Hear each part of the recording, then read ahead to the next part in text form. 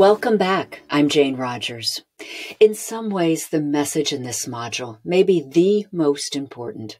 I was told by a wonderful practitioner who changed my medical trajectory from this to this, that optimizing your health is a lifestyle. I knew she was right. At the time, my health was a hot mess, and I decided to embrace this idea and make optimizing my health a lifestyle.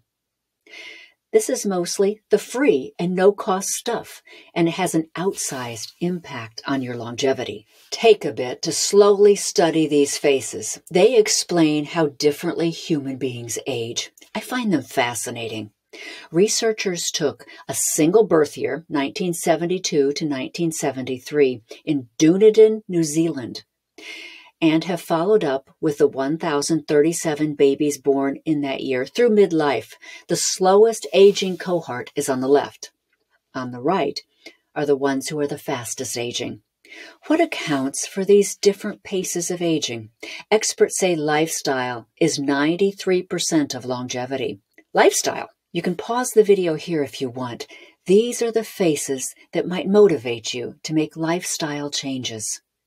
But if you see yourself in the fastest aging column, remember all the cells in your body turn over every 7 years. There is hope for all of us. What is lifestyle? It means every day doing those little things, those base hits that all add up to a big win. For each of these that I'm about to share, you can and should do a deeper dive. It's not the purpose of this to be an exhaustive list on how to move the needle on each. But below this video are links to interviews I've done with the world's experts, and I'm always adding more in order to make it easy for you to get started going down the rabbit hole if you want. I find with lifestyle factors, I'm always working on a couple of them myself to get them better. In a later lesson, I'll share how I test and track many of these in an easy-to-use spreadsheet with green for the ones I've optimized, with red for the ones I'm still working on. So, what did this smart practitioner who I mentioned earlier mean by optimizing health as a lifestyle? Here are some of the aspects. Sleep. A consistent bedtime and wake up. Know your percentage of REM sleep versus deep sleep. Check nocturnal oxygenation. Do you have sleep apnea? No blue light as bedtime approaches. Are you trying to stay on the cool side during the day and also at night when you're sleeping? Are you minding your circadian rhythm by getting outdoor morning light right away when you wake up and 30 minutes of sunlight before lunch? How about stress? Are you meditating or doing heart math, taking a walk in nature? Physical activity. Are you doing something in this category every day, whether it be a brisk walk, lifting upper body or lower body weights, or 3 days a week of an all-out interval training to get your heart pumping? Are you thinking about exercising in order to stay healthy and mentally sharp rather than to be muscular? Nutrition. Eat as little sugar, bread, and pasta as possible. Stop eating desserts except for a small taste occasionally. Consider making meat consumption low and avoiding red meat. And looking at your plate and seeing mostly bright-colored foods with a whole lot of green. We've all heard this. It's just a reminder that it's important to strive to make it a lifestyle. Did you know small people live longer? Your waist size is important. Longevity experts aim to keep their own body mass index, their BMI, in the optimal range for healthspan, which, at least for Harvard researcher Dr. David Sinclair, is 23 to 25. Are you fasting in some way? Maybe intermittent fasting? That's how you rebuild things in your body. Go 16 hours without food.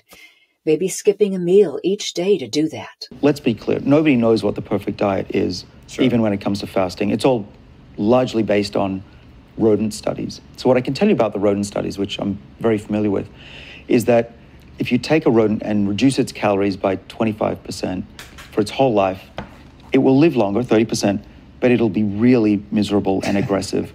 And that's true for us as well. I've tried calorie restriction for about a week and I gave up. I was pretty angry. But what we discovered, my colleagues discovered, is that it's not just what you eat, it's when you eat that's important. And what's been found is that as long as you have that period of hunger in a mouse, so you can feed them every other day, then they can gorge themselves as much as they want. And they do. They eat about 90% of what a mouse having free access to food would eat. But they have the same longevity benefit as a mouse that's always been hungry. And if that's true, what that means is for us is that we can enjoy life as long as we have that period of hunger once a day or maybe twice a week. In doing this, though, are you preventing muscle wasting, sarcopenia, a real problem as one ages and one you need to be mindful of? How about using a sauna to remove toxins? Are you taking a binder each day to capture toxins so they're not reabsorbed in your body? Now on to your gut microbiome. Are you eating 6 servings of fermented foods a day for their healthy bacteria and a minimum of 50 different foods a week? Do you have parasites in your gut? I did. I had one gnarly one that I probably had for decades that I didn't even know about. Other recommended lifestyle issues: don't smoke, avoid microwave plastic, excessive sun exposure, x-rays, and CT scans. And finally, this optimizing your health as a lifestyle is sometimes really hard for me, especially at first before I started feeling great again. Truth be told, I dislike exercise intensely. I'd rather eat anything chocolate and a whole lot of it every day.